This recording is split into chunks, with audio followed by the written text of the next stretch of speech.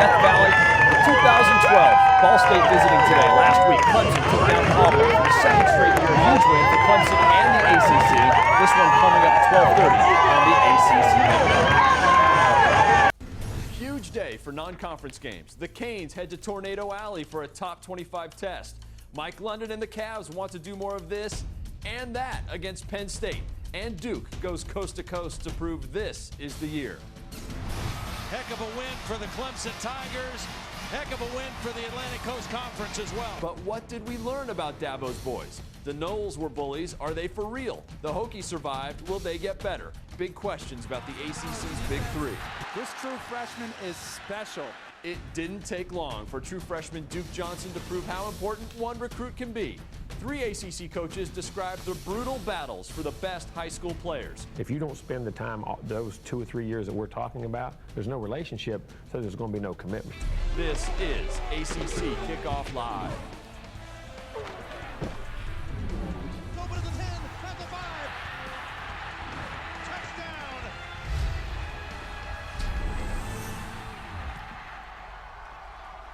All right, welcome to week 2 of the 2012 season and week 2 of ACC Kickoff Live. I'm Jeff Fischel, along with former Wake Forest quarterback Riley Skinner and former Georgia Tech and NFL running back Dorsey Levens. We are here every Saturday to bring you the best of the ACC. Guys, before we talk about week 2, let's break down week 1. Dorsey, you first. I think week 1 is what we expected. I thought we saw Florida State was a team we expected to come out and play very well. Clemson wasn't really sure. They had a pretty good showing against Auburn. The teams at the top of the ACC did what we expected them to do. Yeah, I mean, I would tell you, you can't judge a book by its cover off of week 1. I think 2 teams stuck out to me that didn't play as well as they could and played worse than they should have. And number 1, NC State. I don't think it's as bad as an NC State team has showed up versus Tennessee. And also North Carolina, they looked really sharp against Elon, but again, that was Elon. I'm curious to see what they look like against an ACC opponent. We will be certainly keeping an eye on that one today. Time now for the Coastal Division Saturday menu brought to you by Ruby Tuesday. Let's break down quickly today's games. Miami at Kansas State. Well, look for Duke Johnson. Big show of last week. True freshman running back. He needs to get established along with Mike James. And Stephen Morris needs to find a rhythm to get a big win on the road. Dorsey, Virginia at home against Penn State. I want to see if Virginia can continue to do what they did last week. Michael Rocco spreading the ball around judiciously to all of his receivers and backs. See if they can stay on track this week against a better team than Penn State and the Lions. Virginia Tech's at home against Austin Peay. I want to see Logan Thomas come out quarter 1 and be consistent. He didn't play very well the first 3 quarters, had a strong ending to the game, which is what you want, but they need consistency out of Logan Thomas. Georgia Tech, Dorsey at home against Presbyterian. I want to see if Georgia Tech can bounce back from a very disappointing loss last week in Blacksburg. See if they can execute more on offense. Give credit to Virginia Tech's defense, but let's see if they can get back on track offensively. Riley, late night, Duke and Stanford. And Duke, this could be a statement win not only for this season but for the entire program. They need to get their rushing game involved more than they did last week, but Sean Renfrey and company has a big opportunity to get a huge win on the road. No way the Canes forgot about what happened last year against Kansas State. At the goal line in the final seconds, Ja'Cory Harris thought he had scored to give Miami the lead on 4th down. The call was reversed. Kansas State holds on to win. Incredible ending. Tough loss for Al Golden and the Canes. I think we finished the year converting 14 of 15 goal-to-goal situations, and that was the one. So, give them a lot of credit. They fought to the end. Their guys stepped up and made plays, on the 2-yard line there in succession, and they earned the right to win that game by the way they played. We didn't execute, they did, bottom line. The Canes have not forgotten, but now they have Duke Johnson, an incredible debut last week against Boston College, the 2 long touchdown runs in the win over the Eagles. Dorsey, Duke said afterwards he was exhausted. He only carried the ball 7 times. How do you keep a true freshman fresh all season long? I think one of the reasons why he was exhausted is because he was nervous. This was his first college football game, so the nerves will make you get tired faster, so that's why he was exhausted. But only 7 carries, you shouldn't get that tired, although he did run for 135 yards. I think what Al Golden wants to do is just keep an eye on him. Each week increase his workload and see how much he can take. Keep in mind that Mike James is still the starter, so if he gets tired, he has somebody who can come in and relieve him. But he's young. Leave him in the game all day. He'll be fine. The young guys can keep going and going and going. Riley, Chase Reddick, the Boston College quarterback last week, really tore apart this Miami defense. It's tough to say that they still have a lot to prove, that's for sure. Well, absolutely. They've got a lot of holes. When you give up 440 yards to anybody, I don't care what quarterback it is, you've got a lot of holes to fill. And it makes me think the loss of Ray Armstrong, all ACC safety this offseason, if that had a big impact on the secondary, because they were just getting torched left and right. But I like that they had some big turnovers that really turned the game around, and they were a kind of a bend don't break mentality. But with dual threat quarterback Colin Klein going in with Kansas State, they've got their hands full. They need to try to contain him, have the linebackers not let him break off too many long runs when they cover them downfield. So it's going to be a full day for them. Boy, it could be a big win, though, if they can win against a top 25 team on the road. Also at noon, Virginia at home against Penn State. The fourth member of our team joins us now, K-Nash Sports. Kelly, for the second straight week, it feels like 6 degrees of Michael Rocco. That's right, Jeff. Happy game day, everyone. Another week of exciting college football and another week of Michael Rocco family ties. Now, remember last week, the Cavaliers quarterback led Virginia to a win over Richmond, a team coached by his uncle Danny. Well, this week against Penn State, the family ties even more elaborate. His father, Frank, a backup quarterback actually, on that 1982 national championship team. His uncle also played for Penn State. And guess what? There's even more. His grandfather coached for 19 years on the Penn State staff, first on the field, then administration. But you know what? Michael Rocco, when asked this week about his allegiance to Penn State, says he bleeds only orange and blue.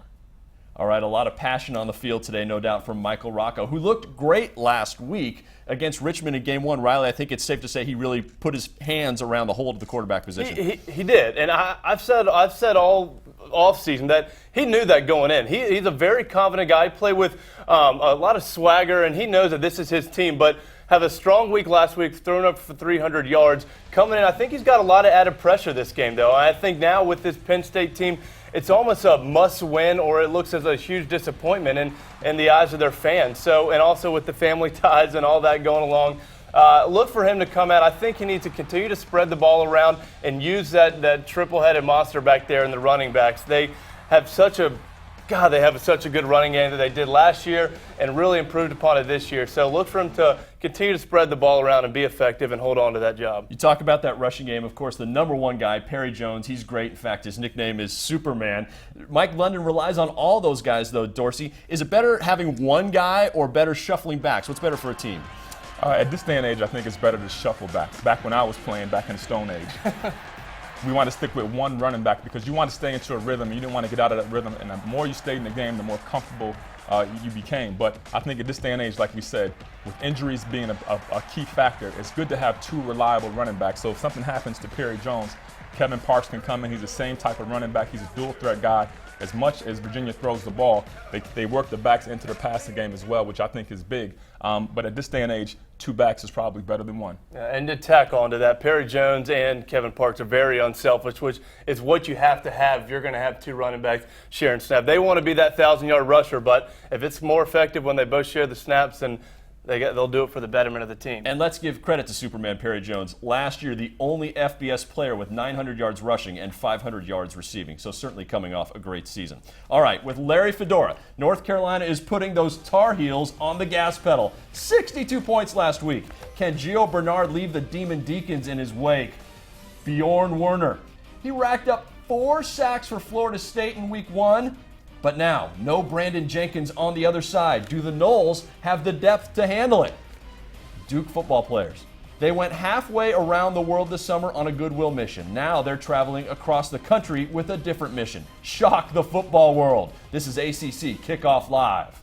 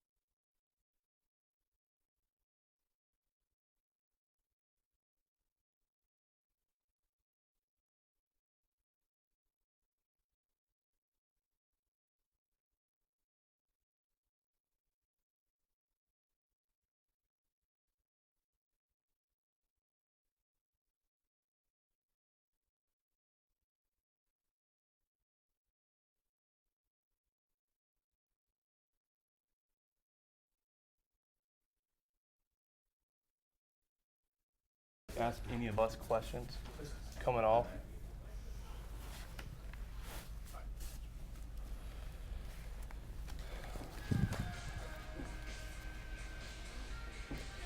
You're looking live. It's our first chance to see Visit Death Valley this season. Clemson, the home opener versus Ball State, 12:30 kickoff. You can watch all the action on the ACC network. Steve Martin and Dave Archer have the call. All right, part 2 of our Saturday menu brought to you by Ruby Tuesday. Let's go through the Atlantic Division, shall we? Dorsey, Maryland versus Temple today. I'm going to go with Maryland. They got off to a tough start last week. They did get a win, albeit only 1 point against an FCS team, but 4 turnovers in that game last week. I want to see them improve this week. Riley, also at noon, NC State tries to shake off the loss to Tennessee against UConn. Again, look for the rebound of Mike Glennon after 4 interceptions. He's got to come back. Forget about week 1. Don't let week 1 beat you week 2. And also, David Amerson and company in the secondary need to step it up. Clemson, we just saw the shot against Ball State. I want to see if Clemson can continue to grow on offense, especially without Sammy Watkins. Did a great job last week, but defensively as well. Ball State, no pushover, almost 600 yards of total offense last week. Boston College versus Maine. Chase Reddick, big fella, keep doing your thing. They get Rolanda Finch back in the lineup at running back. I want to see this offense continue to push forward and say, hey, we're one of the best offenses in the conference. Florida State, Savannah State. Florida State, so once again, flex their muscle. Should be a very easy win. I want to see who steps up and to replace injured defensive end Brandon Jenkins. And the only ACC game of the day, Wake Forest and UNC. Talk about 2 different ways to start the season. UNC put up 62. Wake barely beat Liberty.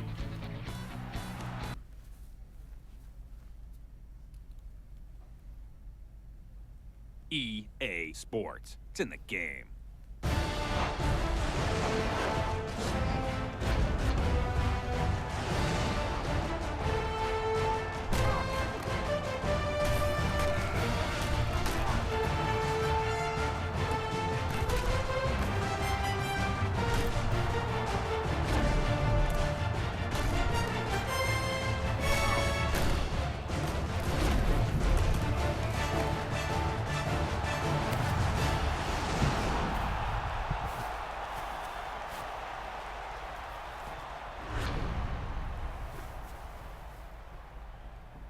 That's great stuff. Thanks, EA Sports, for giving that look at today's North Carolina Wake Forest game.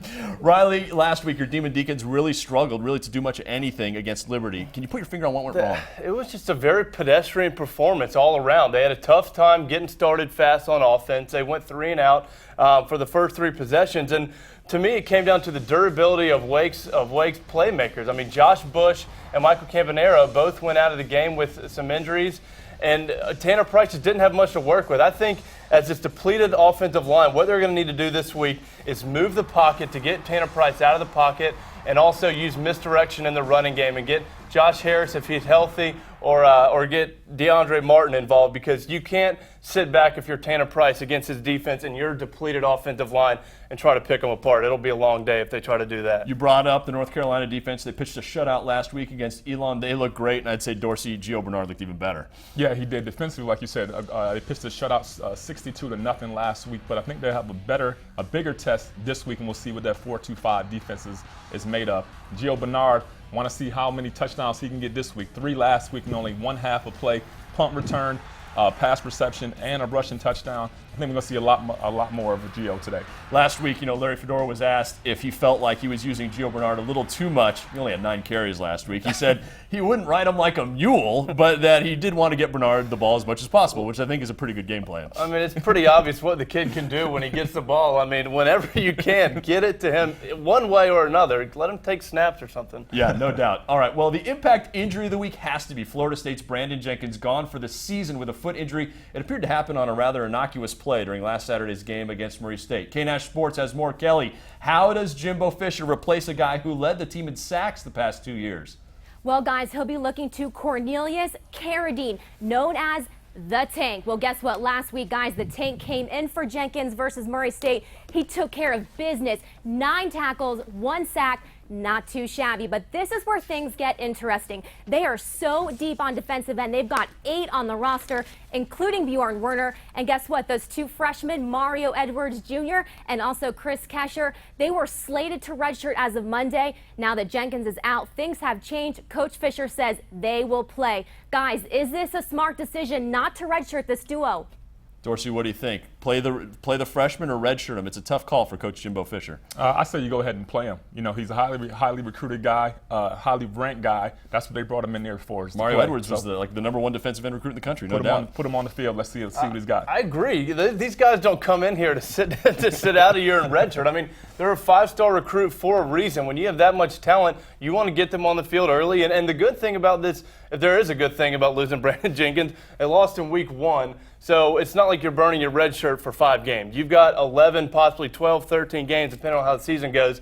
It's a full year as a defensive end in the ACC. So I'm with you, Doris. I say play them. Yeah, let's see what So last week they had the big win over Murray State. Today they take on Savannah State, which lost to Oklahoma State 84-0 last week. Riley, it's a little tough to get a gauge on how good this Florida State team is right now. It is, and I'll give them credit. They tried to schedule West Virginia, and that got changed early on, so I'll give them credit with that. But you're right, it is tough to gauge what they can do because you're playing such an inferior opponent. It's hard to see what worked. But one thing I like about they're implementing their rushing game early on, an area they struggled with last year and for the last couple years, and they're trying to address that head on, and this is a great time to do it against these 2 teams. They do head into conference next week against Wake, and then, of course, in 2 weeks, they take on Clemson. All right, North Carolina State takes on UConn today for just the 2nd time ever. If it's anything like their first battle, we are in for a fantastic game, one of the great endings you'll ever see. Next.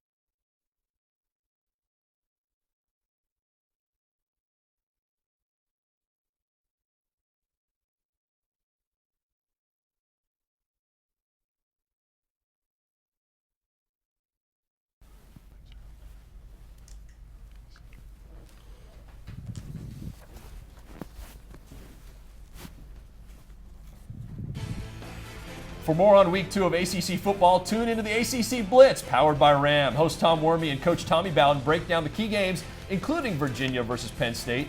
And you'll meet Daniel Rodriguez, the Clemson walk-on, who went to Afghanistan and back to run down the hill today. That's at noon. The ACC Blitz, powered by Ram. Check local listings for the station in your area.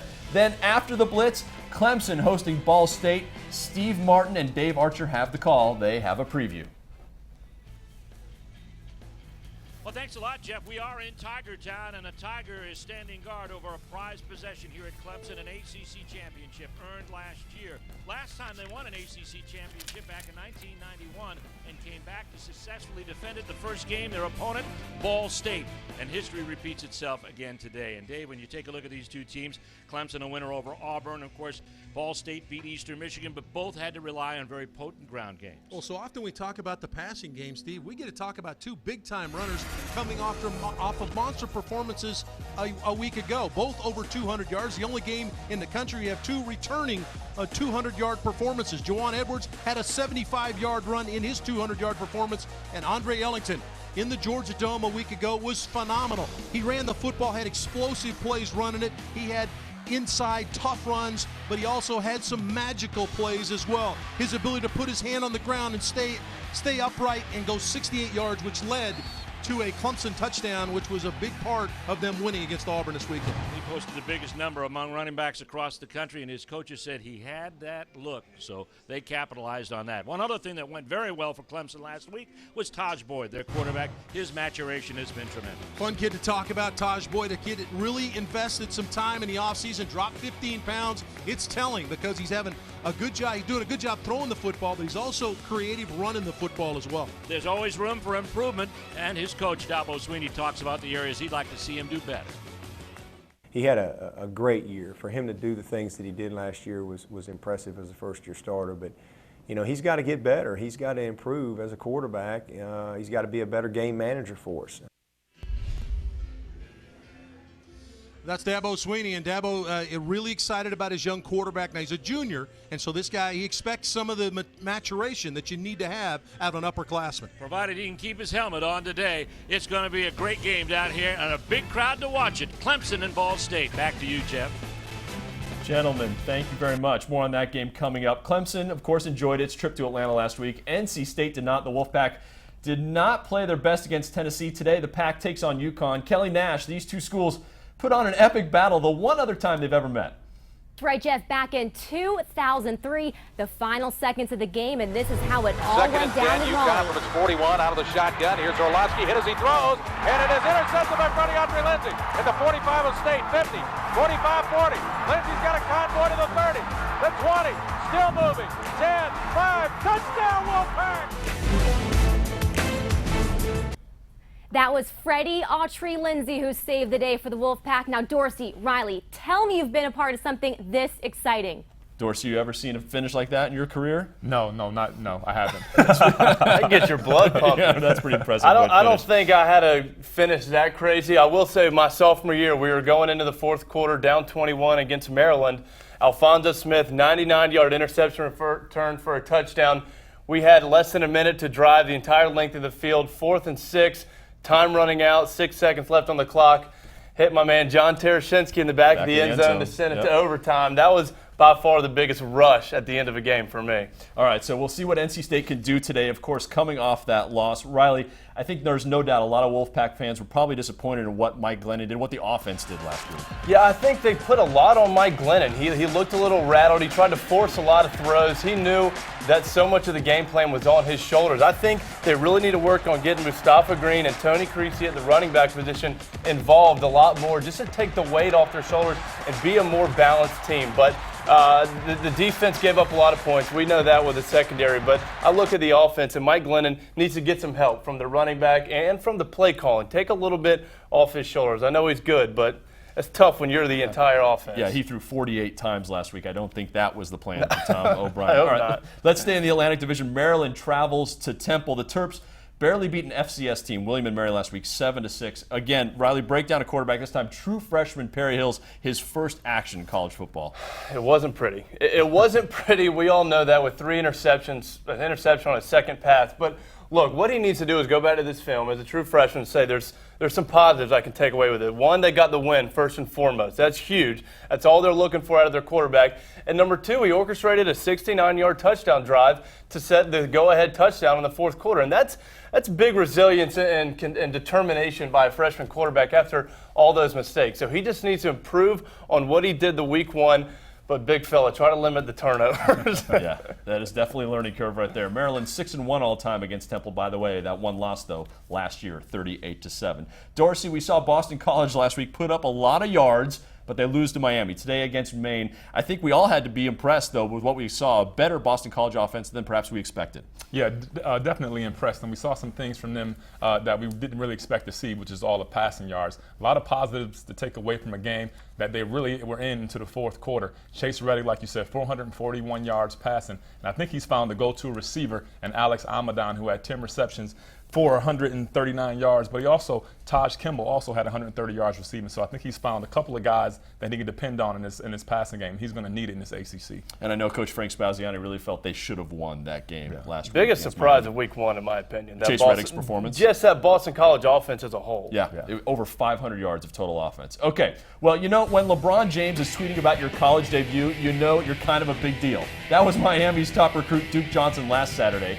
3 ACC coaches talk about the cutthroat world of recruiting next.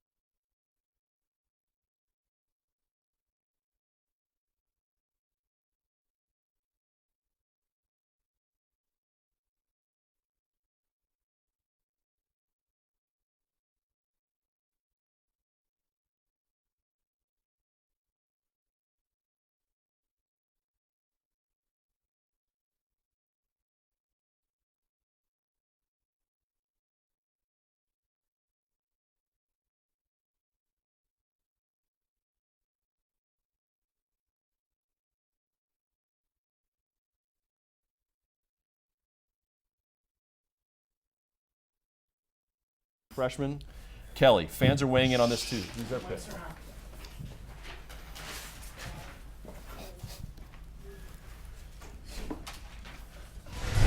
Duke's got the 45. He breaks the tackle. Duke Johnson, here we go. He's at the 20, 15, 10, 5. Duke Johnson will go all the way.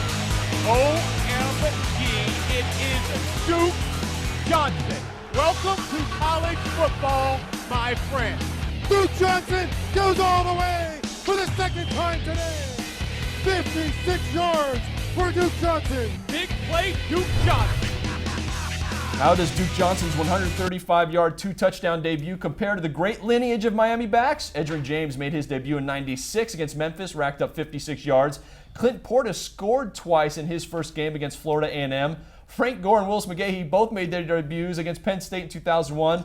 All 4 of these backs went on to great careers in the NFL. Johnson's debut blows them all away. Well, a year ago, Duke Johnson was a senior in high school and one of the most recruited players in the country. Riley and I sat down with Frank Spaziani, Jimbo Fisher, Dabo Sweeney to talk about recruiting wars.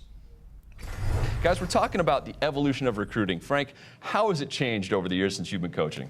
Well, it's faster now. You have to identify everybody early. I mean, you have freshmen now. You know, used to be you went out and saw a rising senior and saw his year and evaluate him. But now it's you're getting commitments from sophomores, juniors, and you don't even know if they're in your school yet. In our case, you know, we're not even sure we can get them in school, and we have to evaluate them and get a commitment from them. So it's accelerated. Jimbo, you had a reaction when I asked the question. You're like, oh, is that's tough, huh? Well, I think what it has for coaches, there's never a downtime. No. With the social media now, recruiting is it's 365 days a year. There's never a time when you're away from the phone for less than 2 or 3 hours a day where someone's not contacting you about something, a recruit, or something that's going on in recruiting.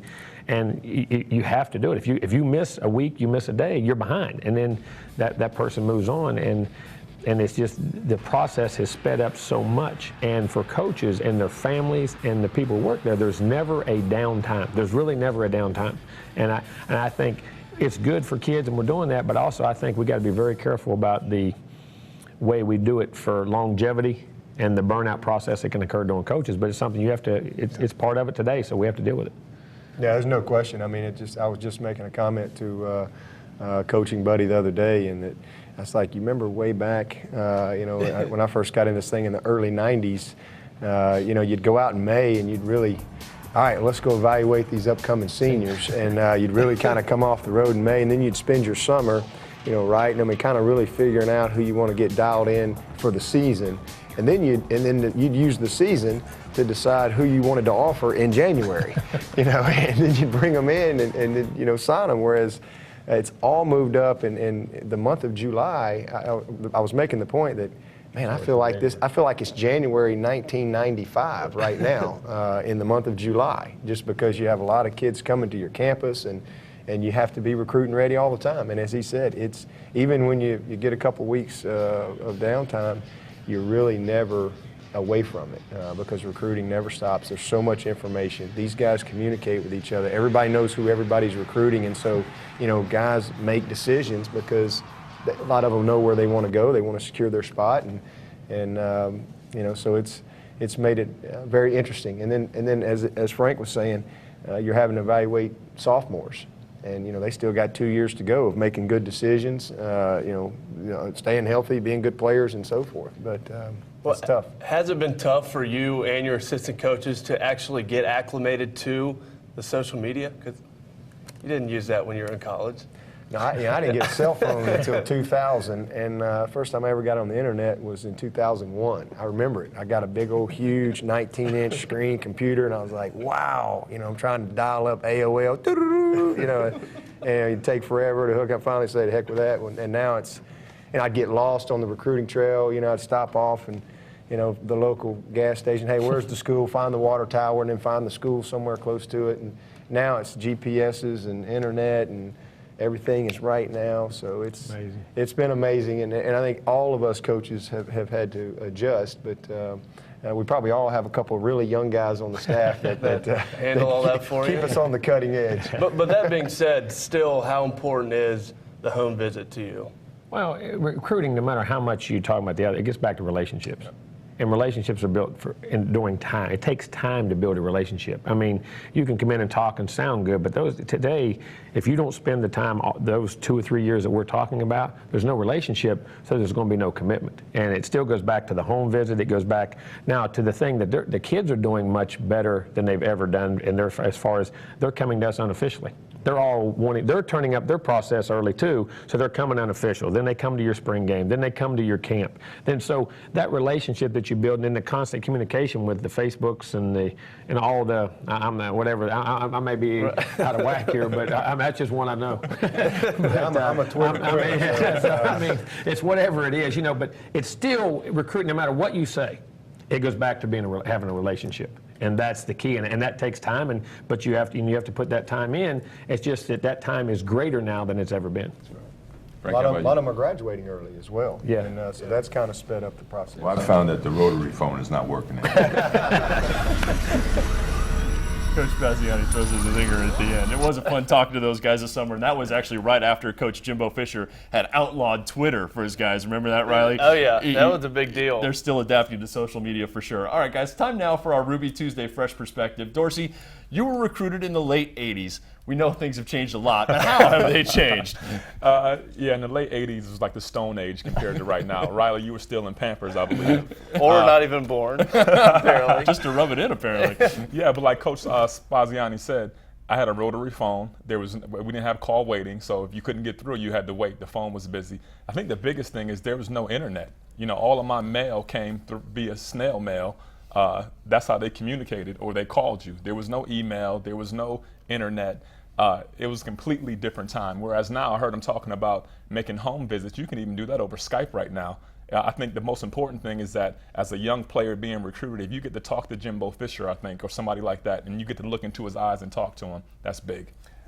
You're dating yourself. Threw it out there. I would say the biggest difference from when I was being recruited to now, like you said, is the internet, but it's how proactive some of these players are and early on they are. I mean, like Coach Sweeney was talking about, he's looking at guys in 8th, 9th, 10th grade when, God, there's so much, your body grows. I mean, you don't know what you're looking at that point. So the only thing that I don't like about the internet part of it is that I feel like kids are coming in a lot more entitled. They come into a university and they feel like, I've had people telling me for 5 years how good I am.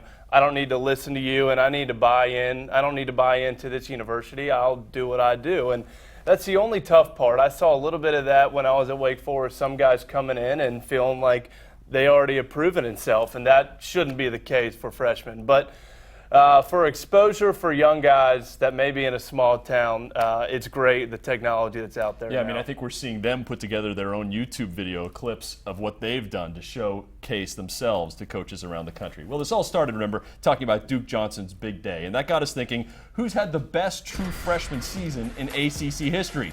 Some might say it was just last year, Sammy Watkins, and really, how can you argue, right? 82 catches, over 1,200 yards, just the third true freshman ever to be named All-American. But what about maybe Calvin Johnson? Yeah, Megatron. He wasn't in the same kind of wide-open offense at Georgia Tech that Watkins is now, but he caught 48 balls, 837 yards, 7 touchdowns for the Yellow Jackets as a true freshman. And going further back, Phillip Rivers. What a fantastic true freshman season he had for NC State. Over 3,000 yards passing, 25 touchdowns for the Wolfpack as a true freshman. An incredible start to his career as well. Let's bring in Kelly Nash. Kelly, I know fans are weighing in on this as well. Who's their pick?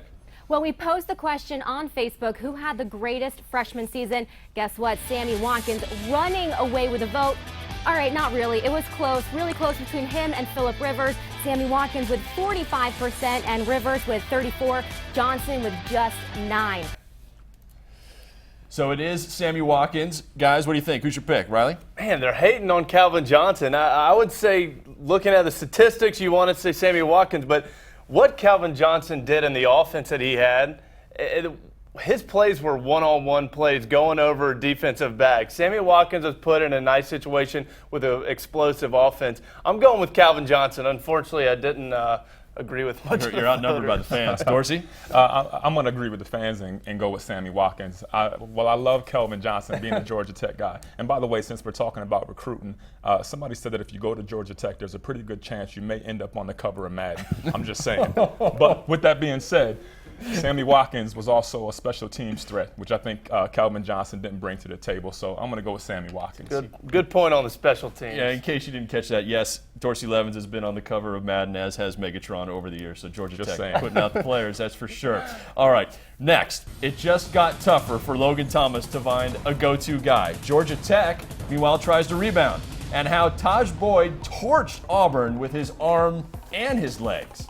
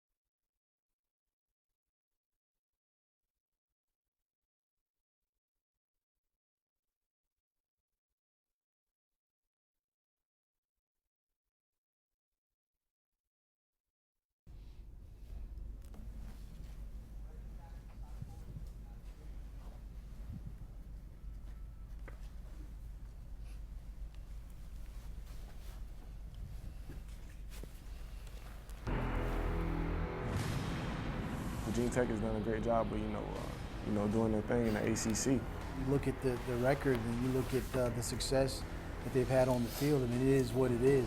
They're a good ball club. They do a lot of great things well, and they do them, consistently. Touchdown, Tech! This place is going crazy! Blacksburg night games are, it's a tough place to play. Touchdown, Virginia Tech! Well, I don't think there's any question that the Coastal Division goes through Blacksburg, and we need to fix that. We need to have something to say about it. Virginia Tech got off to a great start again toward another Coastal Division title this year, beating Georgia Tech in overtime on Monday night. But the Hokies lose receiver DJ Coles for the season with a knee injury. Riley, how hard is it as a quarterback when you lose a favorite target? It's tough, and especially for Logan Thomas, who he's not working with much on the offense. They lost so much from last year. It's the unspoken relationship and knowledge of where your receiver is. And let me say this, in scramble drill, when a play breaks down, a quarterback has to make a play on his feet, that's when you need that go-to receiver. And the way that this offense is, Logan Thomas makes a lot of plays on his feet, kind of on his own. They're make-up plays, and he needs to know where his receiver is going to be. And if it plays right, Marcus Davis, like he did on Monday night, he could be that go-to guy, but he's got to get the reps and get that comfort level back. All right, they are taking on Austin Peay today, so we suspect it will be a good day for Logan Thomas to find some other options. The only thing perhaps that's making Thomas as unhappy as losing DJ Coles is the helmet the Hokies are wearing today. Kelly, my mom always said, if you can't say something nice, don't say anything at all. So keeping that in mind, those helmets, they're just for today's game, right? No way Virginia Tech is going to wear turkey helmets today, right? Wrong. Well, today they're going to wear these Hokie Tracks helmets featuring turkey footprints up the side. It did earn negative reviews from QB Logan Thomas on Twitter, but guess what, guys? It's all for a good cause. 50 of them will be donated to raise money for charity. Now, Riley, I know these aren't exactly Demon Deacon footprints on the side, but what do you think of them?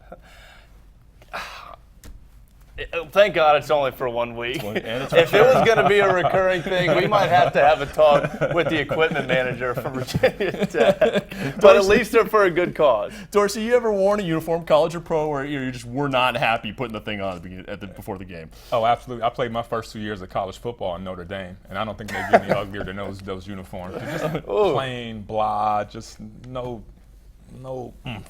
You like the honeycomb from Georgia Tech then last week, didn't you? That was okay. If we had won the game, it'd be even better. That's true. But I always felt it was what's on the inside that makes you play, not what's on the outside. That's nice. Dorsey. Fair enough. Fair enough. Apparently, he's wearing goodwill just about anything as long as he can go out and get the game going. Dorsey, all right, let's stay on Georgia Tech. We talked about the uniforms. Let's talk about the team. They're disappointed, right? They really felt like that's a game they should have won, and by all accounts, they had it in hand until the final 44 seconds. Virginia Tech goes down the field and scores to send it into overtime. What is Paul Johnson thinking? What can he tell his team about what they did on Monday night to get them perhaps over the hump and get them back on track? I think the biggest thing is execution, especially in the run game. Paul Johnson came out and said they didn't execute the way they're accustomed to execute. I think we give a lot of credit to Virginia Tech's defense for going out and shutting down their run game. But I think they also want to work on the passing game. They've been talking about that since Paul Johnson has arrived on campus in Atlanta. They want to improve upon that as well. I think this game against Presbyterian will be a good time to try some new things that maybe they want to improve upon because they're playing against a lesser opponent. Well, the thing, and my question is, if it's not broke, don't fix it. Paul Johnson, he's won more games than anybody other than Virginia Tech over the last 4 years. So you walk a fine line with when you need to correct something and when you just need to improve on what you do. Obviously, that has always been the question with the Paul Johnson teams, especially at Georgia Tech. When will they develop a passing game? Is it crucial to them becoming a top 25 program year in, year out? All right, we talked about Georgia Tech. Now let's head on to Clemson, running down the hill and then presumably running over Ball State today. Riley, Tajh Boyd ran more against Auburn than we've seen him in the past. Break down what he's seeing at the line of scrimmage and the options, the choices he's making. Well, I love what they're doing with the rushing attack. They've been very effective with the read option out of the pistol formation. And pistol formation, the running back is 3 yards behind the quarterback. As the ball is snapped, he can go left or right. The defense doesn't know. Tajh Boyd gets the ball. His eyes directly go to the defensive end. If he crashes, he pulls for a run. If he stays square upfield, he gives to the running back. And you see the linebacker sinking down. They get caught up in the run. Tajh Boyd makes a great read and makes somebody look really stupid one-on-one and breaks it out for a big gain. And here, you look at the defensive end. His eyes are where they're supposed to be. Defensive end is rushing upfield, so he gives the ball off to Andre Ellington. Again, linebackers and safeties are sinking in. They're congested, so Andre Ellington makes one guy miss, and he's off to the races. That led to a huge play and also a huge drive to go ahead and win that game down in Atlanta. So I love what they're doing and how they address their rushing needs in the offseason. Yeah, and of course, this is the last game without Sammy Watkins. His 2-game suspension ends today, so he'll be back on the practice field Monday. And there we see Dabo Swinney down on the field live. Kickoff at 12:30 on the ACC network.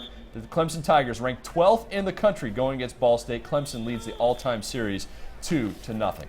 All right, Duke football is taking the long road tonight to prove itself to the country.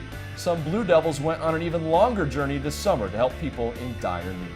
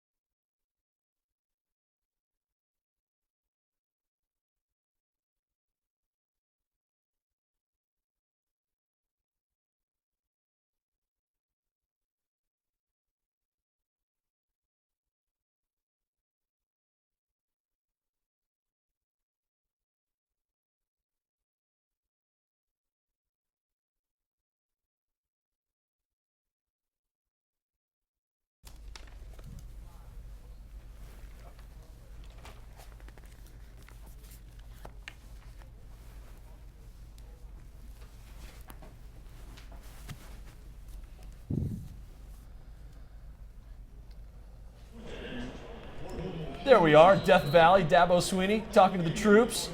The first home game of the season for the Clemson Tigers, ranked 12th in the country after last week's win in Atlanta over Auburn 26-19. Taking on Ball State today, 12:30 kickoff. You can watch the game on the ACC network. When school got out for summer, what did you do? The Duke offensive line went on an incredible journey to Africa to help people who had never seen them play on TV and didn't care. Their worries are too big for that. So imagine 300-pound strangers show up and give the ultimate gift to people who are just trying to survive. But as Daniel Trotta shows us, when it was all over, we wanted to make this a little bit more than just a tourist trip. We wanted to contribute. We wanted to help out. We tried to teach them how to play American football.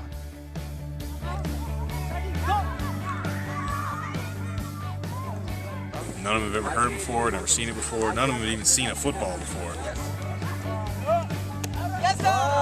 They looked at the football like it was some kind of alien object.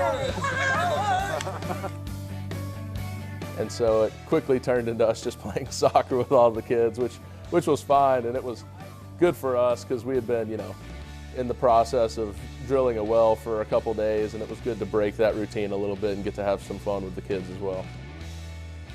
To help the village of Langana, the team would build a well, aided by Water is Life International. This new well would provide a clean source of water to not only Langana, but its neighboring villages.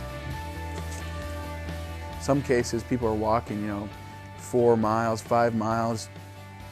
This will service about 600 people, and before we build this well, the people, they are using river water.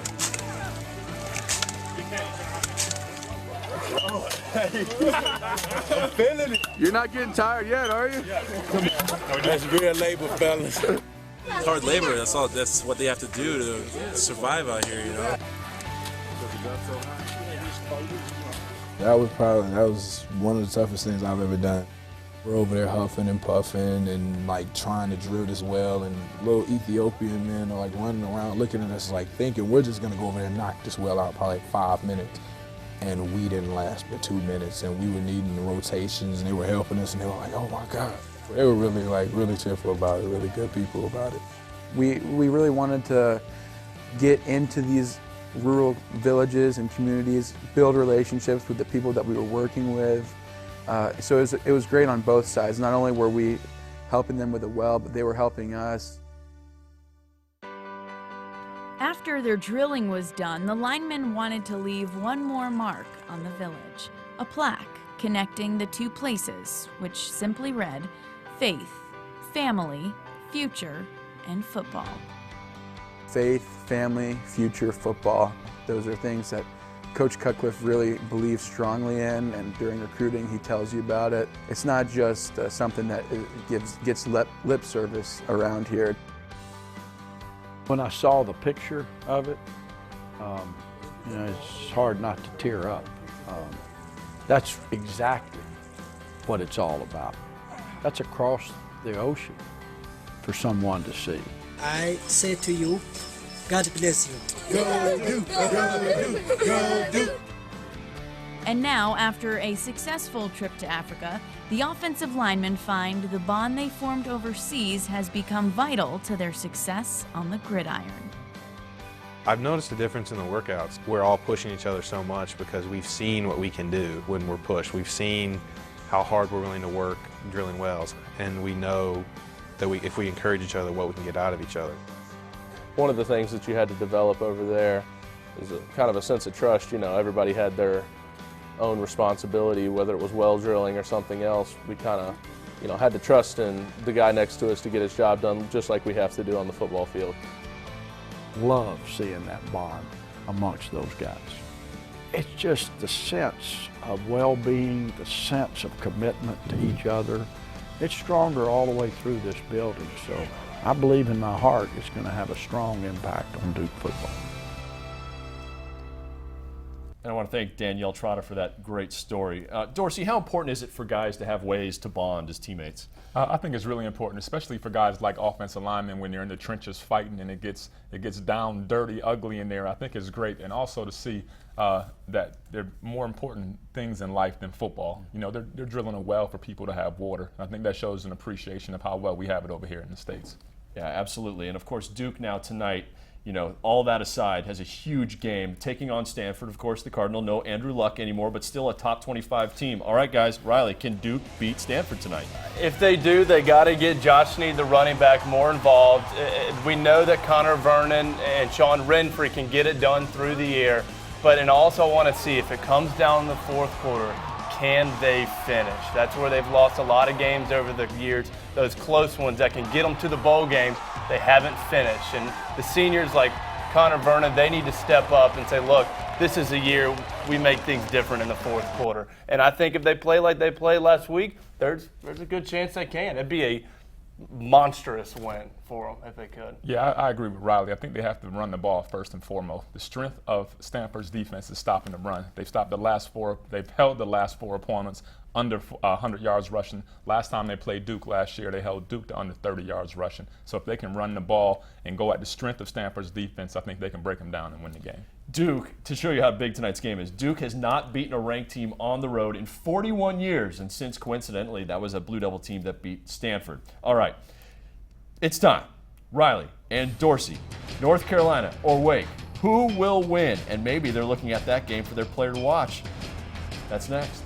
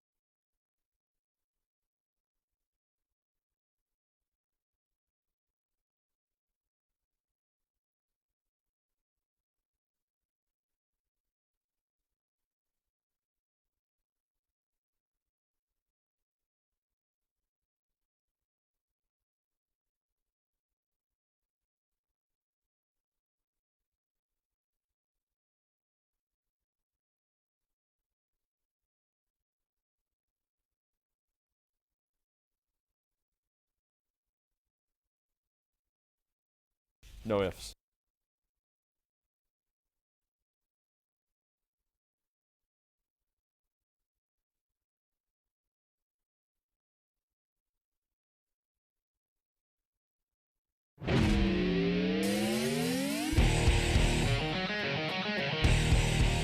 Straight intercepted. Denzel Perriman's got it. 10, 5, into the end zone. Watch out, Gio to the 20, and he's going to take it to the house. He breaks a tackle. Duke Johnson will go all the way. Touchdown, Miami. Welcome to college football, my friend. Breaks a tackle across the 25, knocked down. Oh, what a run by Andre Ellington. Did he catch it? He caught it. Touchdown. Nuke Hopkins somehow, some way reeled that in. Lofting it deep, right side in the end zone. It is caught. Touchdown, Tech. And that ball is caught. Into the end zone is Dion Hill. Snap. It's good. Here's the kick, and it is right down the middle. An overtime victory for Virginia Tech to open the season. Great week one. Here's week two. 4 games kick off in just a few minutes, including Miami at 21st ranked Kansas State, Virginia at home against Penn State. The Hokies 2-5 all-time against the Nittany Lions.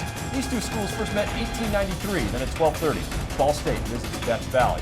Virginia Tech kickoff at 1:30. The Hokies in their white unis and white helmets. At 3, the only conference game of the day. North Carolina and Wake tonight. Florida State, Georgia Tech. Then late night, Duke and Stanford. Stay awake if you can. And the one game, guys. Time for Saturday selections. North Carolina versus Wake. All right, Dorsey, your pick. Who wins? I want to go with North Carolina. I don't think Wake can find a way to stop Gio Bernard. I'm going to catch a lot of grief for this, but North Carolina, I think the depleted playmakers and offensive line on Wake is going to hurt them in the long run. The Tar Heels certainly looked impressive. We will see how they pull it off this afternoon. Remember, the ACC Blitz is next. And watch us here at the ACC Digital Network. We've got the best moments from today's games, all the best highlights, and the breakdown segments. Keep it here on the ACC Digital Network.